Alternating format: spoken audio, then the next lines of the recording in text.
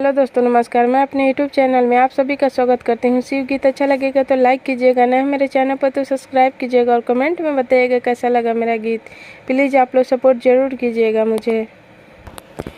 अपने शिव शंकर भोला पूजा पर बैठ गईले। अपने शिव शंकर भोला पूजा पर बैठ गईले। अरे हमारा के भेज दिहले जलवा भरे के। माई हो बारा डर लागेला जमुनामा देखी के। अरे हमारा के भेज दिहले जलवा भरे के।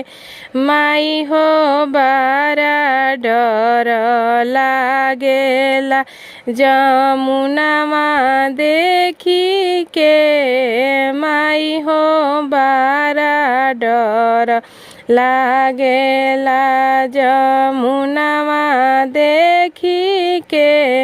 अपने शिव शंकर भोला पूजा पर बैठ गईले। अपने शिव शंकर भोला पूजा पर बैठ गईले। अरे हमारा के भेज दिहले फूलवा लोढ़े के।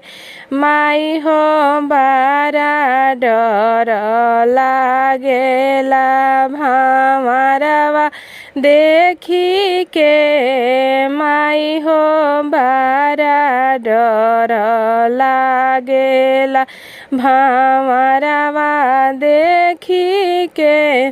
अपने शिव शंकर भोला पूजा पर बैठ गईले। अपने शिव शंकर भोला पूजा पर बैठ गईले। अरे हमारा के भेज दिहले भंगिया लावे के। माई हो बारा डर लागेला जंगलवा देखी के। माई हो बारा डर लागेला जंगलवा देखी के। माई हो बारा डर लागेला जंगलवा देखी के।